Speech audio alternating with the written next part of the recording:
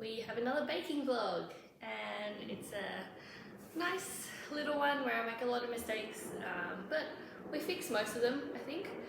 And we made some cookies, an apple galette, and also some focaccia, some sourdough focaccia, so good. Got a head start on some festive baking too, mainly due to the mistakes that I made. So we had to do double batches of some things. But yeah, we'll get into that a little bit later. The first thing we made is these Ovenly's secretly vegan cookies, and they're so good, choc chip cookies. I'll put the recipe down below. Just make sure you use vegan choc chips if you want to make it vegan. And we also added in some sour cherries from Costco. I think they're called like dried sour Montmorency cherries. So good, so yum, aren't they? Aren't they so yummy in mummy's milk? And this is a make ahead sort of a recipe because you have to let the cookie dough soak overnight in the fridge. Just make sure that you mix the sugars and the oil and the water really well, and then add the dry ingredients. I think I do it in a little bit different order to what the recipe says because I only want a dirty one bowl. So what I do is I measure out the sugars and the oil and the water first and whisk them together with, I add a little bit of vanilla essence just because I can, because I've got that huge that huge bottle of it. So I add a little bit of that, whisk that all together, make sure it's all incorporated, and then I just add the dry ingredients with the choc chips and the sour cherries. I added way too many choc chips and sour cherries. You're only meant to add in 1 1/4 cups of the choc chips, and I added in about 2 cups in total of the dried fruit and the choc chips. So while I was making them, as you'll see later, I had to take out the extra choc chips and extra cherries and then put them in another batch. So I'll be baking up that batch today, and then I'll probably make some like smaller size cookies and bake them and then freeze them for a Christmas gathering that we have. One of the many Christmas gatherings that we have coming up over December, which I'm really looking forward to, and I'm looking forward to sharing all the things that I made. So yeah, the first clip is really cute because it's me and my little toddler baking together, and I will come back and talk to you when that is done. Okay, see you then.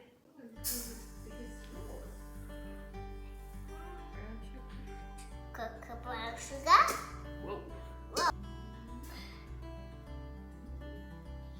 Don't put it too much. I'll put it.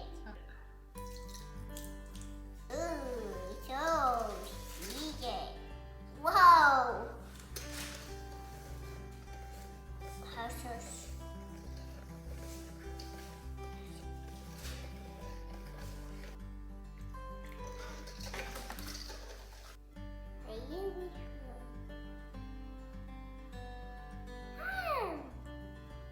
More? 1, 2, 3, 4, 5, 6, 7.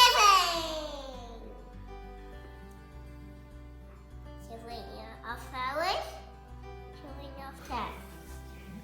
Boop. Boop. Whoops. Whoopsie. A pizza. That's all we have.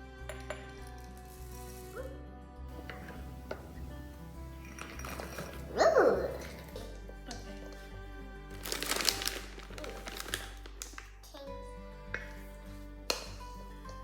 Mama. Yeah? It's a clock. Go make a mess.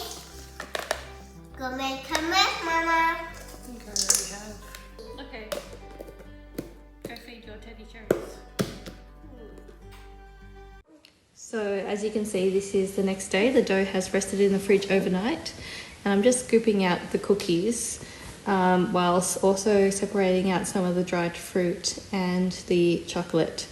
Don't worry, it didn't go to waste. I put the extra chocolate along with a little bit more dried cherries into another batch of cookies that I have now frozen, ready for a Christmas gathering. I'll just defrost them and put them in the oven for a little bit if I need to heat them up again. But I feel like if I just defrost them, then they should be okay.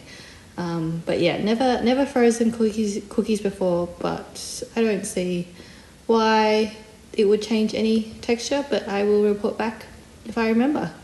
But anyway, yeah, this is me just scooping it out. Way too many mix-ins, so I had to take out the excess and also sort of reshape the cookies with my hands. But you know what, they still turned out tasting amazing.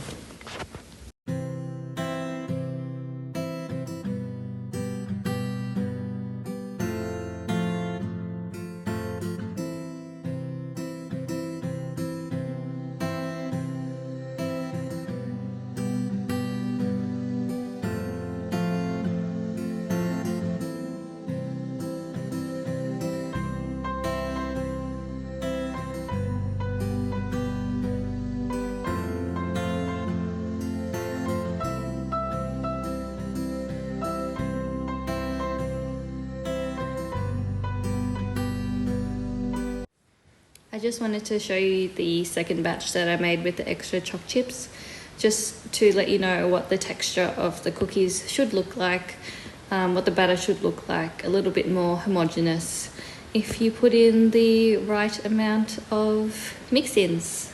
But yeah, you can add whatever you want and it will be just as delicious.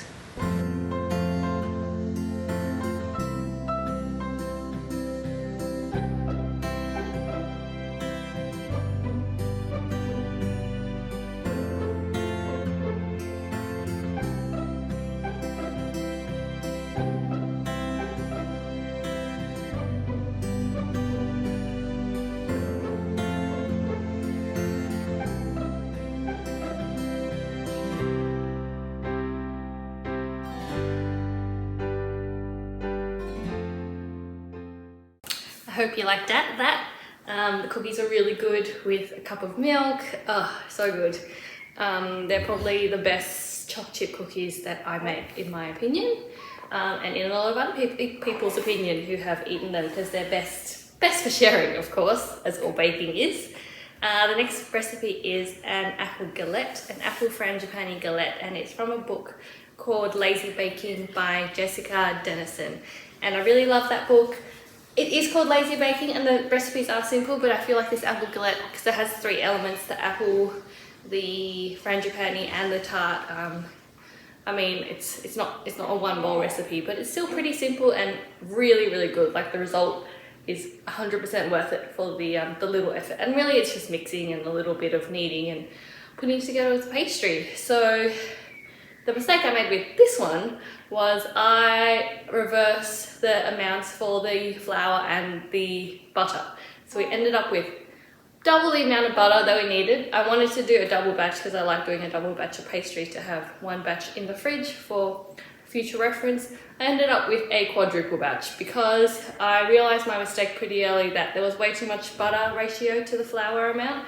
I figured out what I did wrong, and to rectify it, I added more flour, which resulted in 4 pastries, but now we have 3 extra pastries in the fridge, and I did a double batch. I only had enough butter left to do a double batch of frangipane, so I have 1 more batch of frangipane filling in the freezer ready for me to use, and I'm pretty sure I know which Christmas party I want to take that tart to. For me, pastry isn't that hard. Sometimes it sounds daunting. I helped my future cousin-in-law. I helped her. I did like a little class with her one day, and some of the tips that we went through were to have really cold butter. Really helps not to overwork the pastry, of course. Leave like pea-sized amounts, so once your butter gets down to about pea-sized amounts, then you can stop working it and add the cold water. There isn't like an exact amount of water in this recipe. It just sort of says splash it until it comes together. What you want to do is make sure that you have enough water so that it just sticks together, but not too much water, because when it rests in the fridge, because it has to rest in the fridge for about an hour, once it rests in it, the flour continues to hydrate from the butter and the water, so you really want the pastry to be slightly crumbly before you put it into the fridge. And then it will keep hydrating in there, and it will all sort of come together by itself, just like magic, because baking is kind of like magic. The options for the pastry were to add a couple teaspoons of sugar if you wanted it to be a sweet one, and to leave the sugar out if you wanted it to be a savoury option. And originally I did put sugar in, but then I didn't add in extra when I added the extra flour, so that we have options and we can use the pastry for like a savoury quiche if I want to, or more apple galettes. Oh, you want savoury quiche? Does that sound good? Yeah, does a savoury quiche sound good to you? We might have to do a savoury quiche at some point. But for now I have the rest of the pastry waiting in the freezer for when I need it. But yeah, it was so good, so delicious. The apple galette is a showstopper too. I think like it's quite like rustic in its charm. Just a bit of dusting of ice and sugar to finish it off so it doesn't look too naked. I also added extra apple slices on top because I know from experience that the top ones sort of burn a little bit in the oven.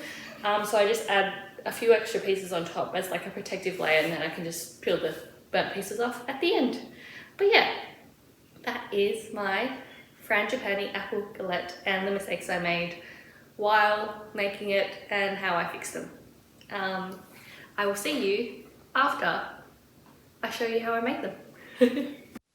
So here I am cutting cold butter into cubes, as it will make it easier to incorporate with the flour. I'm just going to do this by hand. I am adding flour, and that is not enough flour. Adding some salt here. Don't add salt if you're using salted butter. And a little bit of sugar to make this short crust pastry. I'm just going with my fingers to squish it all together. I find that it's easier for me to use my hands than to use like a food processor that I have to clean all 7-8 parts of it. It's just easier to clean one bowl and just use my hands instead, and I have a little bit more control over the process. Oh yep, this is Mum showing me the recipe because I realized that there is way too much butter for the amount of flour, and now I am just taking out a little bit of butter to make a double batch of the frangipane filling instead. So now I have doubled the amount of flour that we had in there, or at least I have fixed the ratio of flour to butter, and now I'm just splashing in some cold tap water in to bring it all together. So as I said before, the trick is to add just enough water to the mixture so that it comes together and sort of stays together. The bowl wasn't big enough, so we're tipping it out onto the bench and we're just adding more water. It does feel a little bit messy at this point. It feels like it's not going to come together, but just sort of keep gently working it. This is a sped up montage for you because it does go through a stage where it's like, this is not going to happen, and you will be tempted to add in more water, but don't. So just enough water, and now I had enough to make 4 pastries, so I actually weighed them out, and now I'm just shaping them. And you can see there are still like little cracks, and that's okay. That's what you want. You want it to be a little bit crumbly, a little bit crackly, because it will continue to hydrate in the fridge. So yeah, wrapped up 4 of them, and it will need to go in the fridge for at least an hour. So 1 pastry will go into the fridge for an hour, and the rest will live in the freezer until they're ready to use them. I didn't wash the bowl before I made the frangipane filling because it's pretty similar ingredients anyway. salt, sugar, bit of cream, butter, and I think a little bit of flour and a couple egg yolks, if I'm not mistaken. I'm just making a double batch of this because that's the amount of butter that I had left over, and just mix it all together. This butter, on the other hand, is at room temperature, so it makes it a lot easier to mix with a wooden spoon. I portion off half of it, and half of it will be going into the freezer as an easy dessert for next time. So I'll have the filling and the pastry ready to go for next time. All we'll have to do is cut up some apples and roll out the pastry and put it in the oven. I just have to remember to defrost everything the day before. I like to just put everything in the fridge 1 or 2 days before, ready to go. So it's just a frangipane filling, and that's going to go in the freezer as well. I thought I'd show you how I cut up the apples. I just sort of cut off the cheeks. This is very fast. And cut around the core, and yeah, that might have been a little bit too fast, but anyway, here we are, just admiring little baby's thighs and also rolling out pastry. It is a little bit hard straight out of the fridge, but just keep working at it slowly. Add some flour so it doesn't stick to the rolling pin, and eventually you'll get to a shape that you want, just a rough round shape. Galettes don't have to be perfect, which is part of the charm. So now I'm just adding in the filling and shaping this filling into kind of a circle shape, little bed, scrapey for the apples. And I had the apples soaking in some water and a splash of apple cider vinegar just to stop them from oxidizing. And now I'm just sort of roughly arranging them, really roughly, just making a little border and then sort of filling in the rest, not really, bothering too much to make it all perfect. But the trick I use now to fold it over is to use the paper to help sort of shape the pastry around the apples. And because I sort of made the apples in a rough circle shape, it turned out to be a really nice round galette this time. Probably the nicest one I've made yet, and I made this maybe 3 or 4 times before. I don't know if it was the butter, but the butter really held the flour really well. It didn't sort of melt out. I used New Zealand grass-fed butter this time. But yeah, I am brushing the pastry and the apples with some cream because we had a bit of cream left over.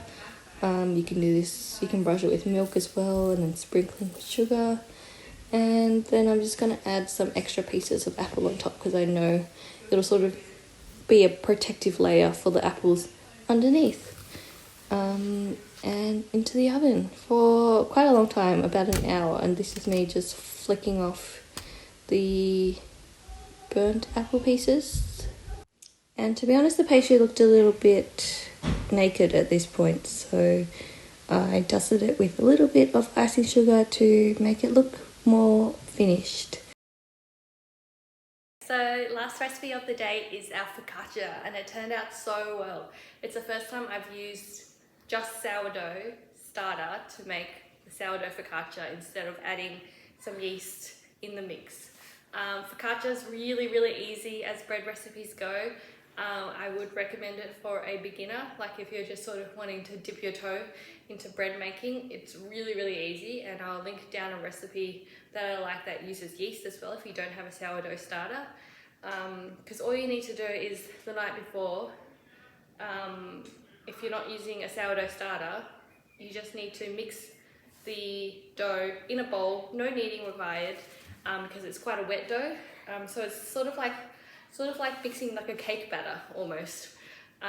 You just mix that, let it rest overnight, and then pour it into a tray in the morning, let that rest again until it gets nice and puffy, and chuck it in the oven, and Bob's your uncle. Is that Australian slang? It might be. The point is that it's really easy. So we did that. The only extra step for a sourdough focaccia that I did was to feed the sourdough. I took the sourdough starter out of the fridge in the morning and I fed it. And we waited till it was nice and bubbly at night. And actually my husband helped me mix the focaccia bread dough. So that's how easy it was. So the bread is slow fermented, which means it was proving overnight, which I think means it's slightly better for your digestive system than regular yeast. And the results were so puffy and so fluffy and chewy and crispy. I'm so shocked that I got this result from just using sourdough. It's just like, yeah, its own kind of magic, very magical. You a bit tired? Yeah. So we really enjoyed that for lunch and I hope you can try it out too. As I said, really beginner friendly and really good for a first bread recipe. So this is the dough after resting overnight. My husband helped me mix the dough while I was nursing with the baby the night before. I'm just buttering the pan to ensure that it comes out easier, and then a bit of oil, and then pouring the dough into the pan. The butter really helped it not stick to the pan after baking, because I found that using just oil on this pan, which is not super great quality, doesn't really work. Just adding more oil and then dimpling the dough to make little holes, then leaving it to rest for a few hours before putting it in the oven, and it grew really puffy and delicious and beautiful, and lots of salt. You need lots of salt on focaccia. But yeah, you can see how it grew after baking and it was delicious. To butter the pan this time so that the focaccia wouldn't stick, and we've got it out with minimal damage to the pan.